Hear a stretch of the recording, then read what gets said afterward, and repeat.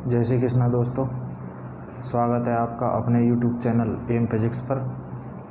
दोस्तों, आज हम जिस टॉपिक के बारे में चर्चा करने वाले हैं उसका नाम है प्रक्षेप्य गति। आज हम प्रक्षेप्य गति के बारे में कुछ जानकारी प्राप्त करेंगे और बाकी की जानकारी अगली वीडियोज़ में प्राप्त करेंगे। आइए देखते हैं प्रक्षेप्य गति क्या होती है। सबसे पहले हम इसकी परिभाषा देखते हैं। परिभाषा कहती है, जब किसी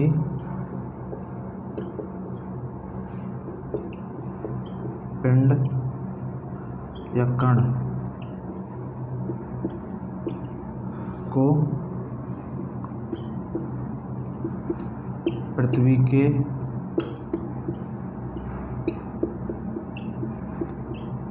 क्षैतिज पृष्ठ से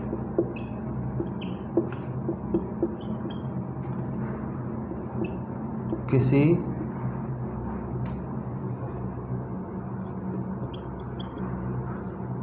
कोण पर गुरुत्व के अधीन फेंका जाता है, तो इस प्रकार की जो गति होती है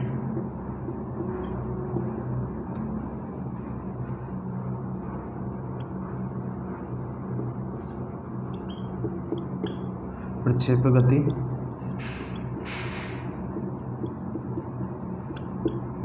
या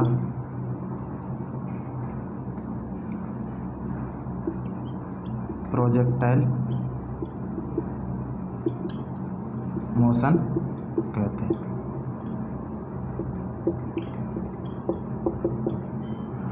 और उस पिंड या कण को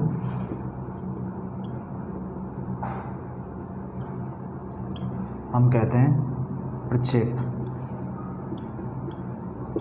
या प्रोजेक्टाइल। अर्थात जब किसी पिंड या कण को पृथ्वी के क्षैतिज पृष्ठ से किसी कोण पर गुरुत्व के अधीन फेंका जाता है, तो इस प्रकार की जो गति होती है उसे क्या कहते हैं? प्रक्षेप गति या प्रोजेक्टाइल मोशन कहते हैं। और जो कण या पिंड होता है उसे हम प्रक्षेप या प्रोजेक्टाइल कहते हैं। ठीक है, ये तो हो गई इसकी परिभाषा। इसमें हम कुछ चीज़ों को मान के चलते हैं, उनको देखते हैं एक बार। इसमें सर्वप्रथम हम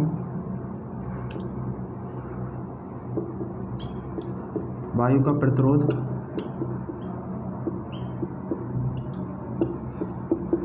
जिसे कहते हैं एयर रेजिस्टेंस,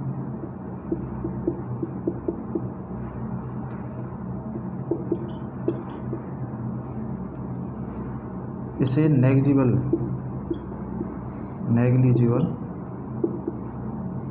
माना जाता है, नगण्य माना जाता है इसको। दूसरा,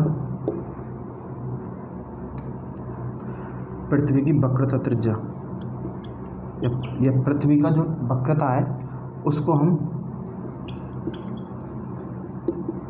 नेग्लिजिबल मानते हैं। तीसरा, घूर्णन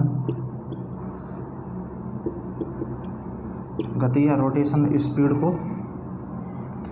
का जो प्रभाव होता है उसे भी हम नेग्लिजिबल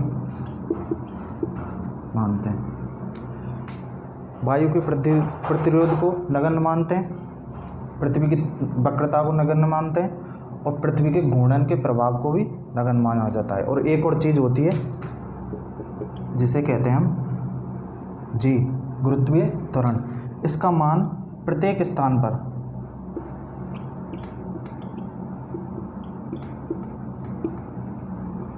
समान मानते हैं। ये सारी चीज़ें, ये सारी की चारों के चारों चीज़ें हम मानते हैं, ऐसा होता नहीं है वास्तविक स्थिति में। वास्तविक स्थिति में वायु का प्रतिरोध का भी प्रभाव होता है, वक्रता का भी प्रभाव पड़ता है, घूर्णन गति का भी प्रभाव पड़ता है और जी का मान भी स्थान विशेष पर बदलता है। ठीक है,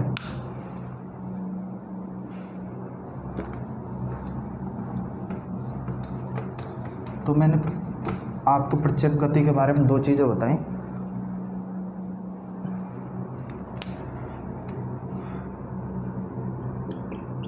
वस्तु को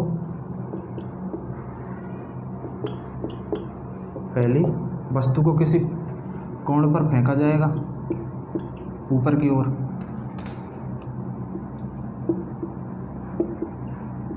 फेंकना। दूसरी, वस्तु का गुरुत्व के अधीन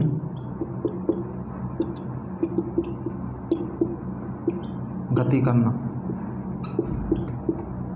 ये दोनों चीज़ें किस में आती हैं? प्रक्षेप गति के अंतर्गत आती हैं। इसको हम डायग्राम से समझें।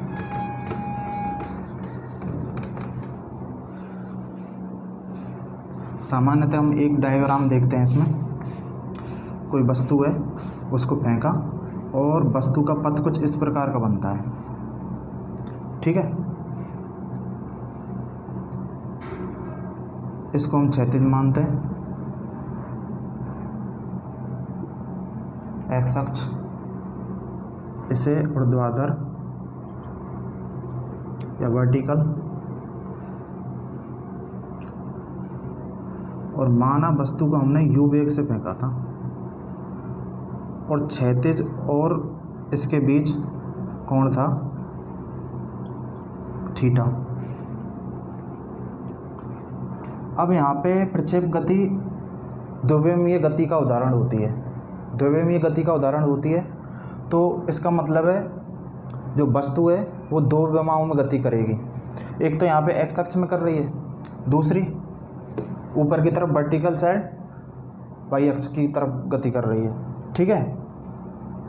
तो u को अगर हम बांटें तो जो इसका एक्स अक्ष के सापेक्ष जो घटक होगा वो होगा ux बराबर u cos थीटा, और वाई अक्ष के सापेक्ष uy बराबर u sin थीटा। अब इसमें क्या होता है, जो ux होता है इसका मान कांस्टेंट होता है। क्यों? जो एक्स अक्ष के सापेक्ष वस्तु गति करती है वो एक समान गति का उदाहरण है, और जो वाई अक्ष के सापेक्ष जो वस्तु गति कर रही है और ऊर्ध्वाधर जो गति कर रही है, वर्टिकल साइड में जो गति कर रही है वस्तु, वो एक समान त्वरित गति का उदाहरण है। मतलब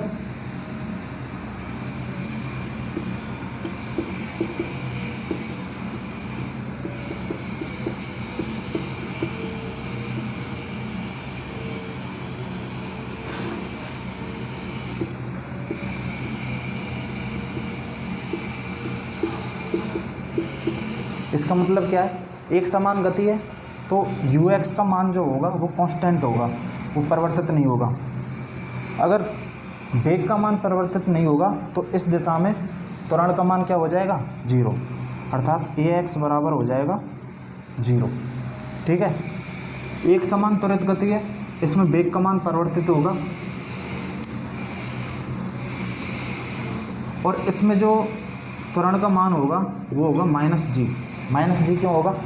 जब वस्तु ऊपर की तरफ जा रही है तो पृथ्वी उसको अपनी ओर -g गुरुत्वीय त्वरण से आकर्षित कर रही है, इसलिए यहाँ पर ay का मान क्या होगा? -g। इसको हम दूसरे डायग्राम से समझ सकते हैं।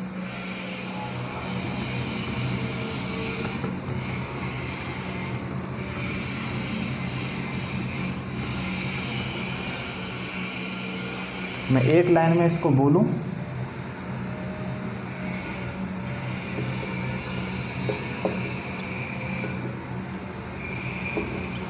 Projectile motion equal to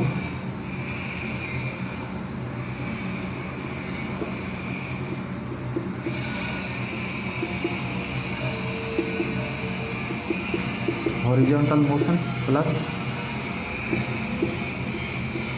vertical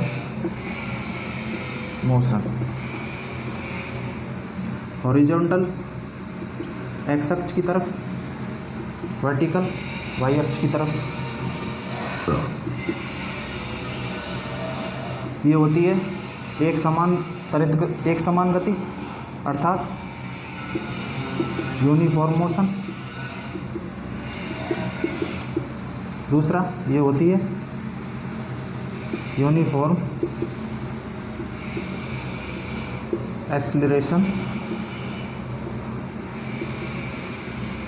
motion. ठीक है, इसको दूसरे डायग्राम से हम समझें, ऐसे समझ सकते हैं। एक बार इसको पूरे को साफ करता हूं।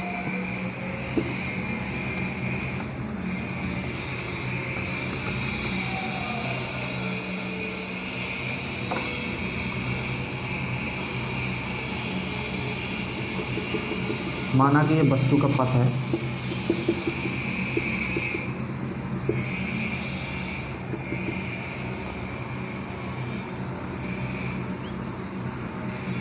ये ux और यहाँ पे uy और ये u। ठीक है, इस पॉइंट पे निकालें तो ux का मान तो सेम रहेगा, लेकिन uy का मान कम हो जाएगा। क्यों? माइनस जी गुरुत्व वितरण लग रहा है यहाँ पे, और कम हो जाएगा, ये सेम रहेगा।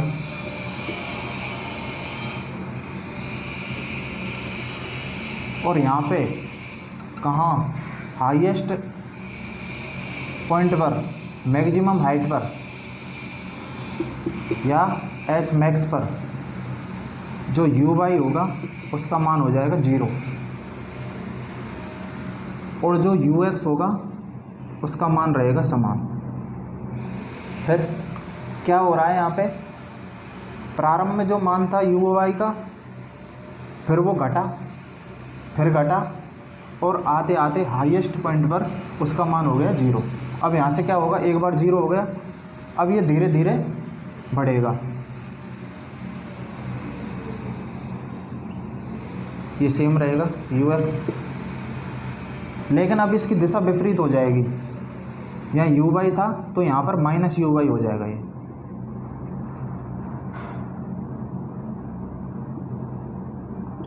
ux सेम uy, और लास्ट में आते आते ये वेग का मान प्रारंभिक वेग के बराबर हो जाएगा, ये माइनस uy और ux सेम, ये u, और जो ये थीटा का मान होता है ये प्रारंभिक मान के बराबर होता है, लेकिन विपरीत दिशा में। ठीक है,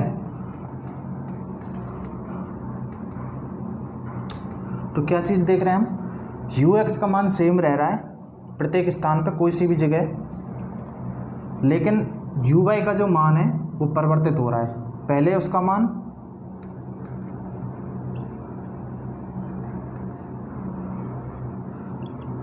पहले डिक्रीज होता है, फिर 0 होता है, फिर दोबारा इंक्रीज होता होता पहले मान के इनिशियल मान के बराबर हो जाता है, लेकिन विपरीत दिशा में माइनस का।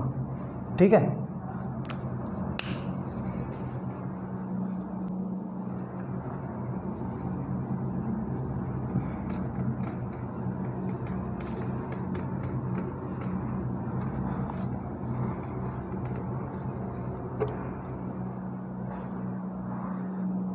इसके उदाहरणों में समझें। जैसे बॉल को फेंकना, बॉल को ऊर्ध्वाधर फेंकना, धनुष से तीर का निकलना,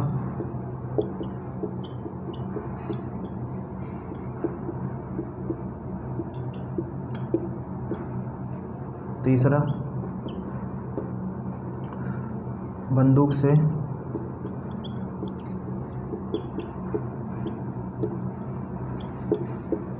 गोली का निकलना, ये सारे के सारे उदाहरण प्रक्षेप गति के उदाहरण हैं। अब इससे संबंधित कुछ एक दो क्वेश्चन करते हैं।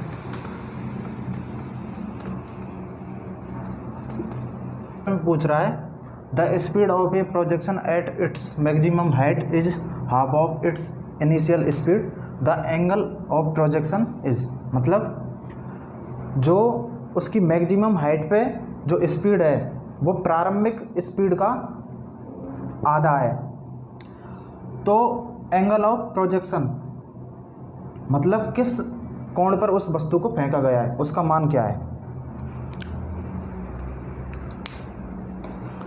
इसको निकालें। क्या पूछ रहा है, ये वस्तु का पथ है, u वेग से फेंका गया, मैक्सिमम हाइट पर जो वस्तु का वेग है वो आधा है उसके प्रारंभिक वेग का। प्रारंभिक वेग u, यहाँ पे जो वेग है वो इसका आधा है, ठीक है।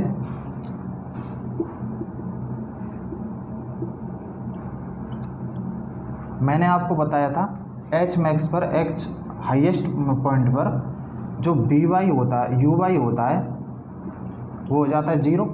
केवल और केवल एक्स वाला घटक रह जाता है यहाँ पे, कौन, यू एक्स, और वो कितना था, कोस थीटा। अर्थात प्रश्नानुसार निकाले हम तो ये कह रहा है जो यू कोस थीटा का मान है वो बराबर है हाफ ऑफ यू। यू से यू कैंसिल, कोस थीटा बराबर हाफ, और हाफ किसका मान होता है थीटा में, कोस थीटा में, थीटा बराबर 60।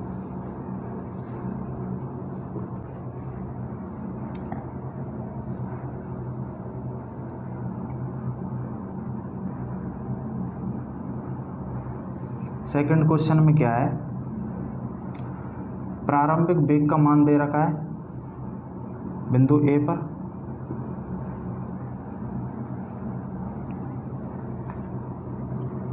u वो दे रखा है कितना, 2i plus 3j cap, 2i cap plus 3j cap. अब वो पूछ रहा है कि अंतिम बिंदु अर्थात b पर u का मान क्या होगा। अब मैंने आपको बताया था यहाँ पे मान प्रारंभिक वेग के मान के बराबर होता है, x के सापेक्ष मान बराबर रहता है, अर्थात यहाँ पे निकालें तो हम u का मान तो 2i कैप रहेगा, क्योंकि ये तो बदलता नहीं है x अक्ष के सापेक्ष, केवल y अक्ष के डायरेक्शन में वेग का मान परिवर्तित होता है। यहाँ से घटना चालू होता है,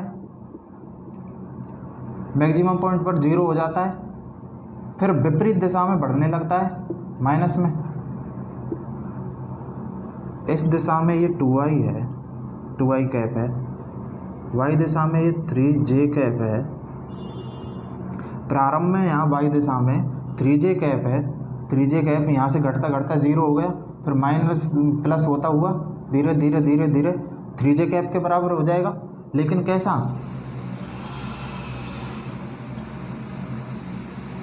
ux बराबर रहता है लेकिन uy हो जाता है किसका, माइनस का। तो 3j दे रखा है तो इसका मान क्या हो जाएगा, माइनस का 3j कैप, कहाँ पे, b पॉइंट पे। तो अंतिम बिंदु पर वेग का मान आ जाएगा 2i cap minus 3j cap. Answer. आशा करता हूँ आपको वीडियो पसंद आई होगी। अगर वीडियो पसंद आई तो वीडियो को लाइक करें, शेयर करें और चैनल को सब्सक्राइब करें। राधे राधे।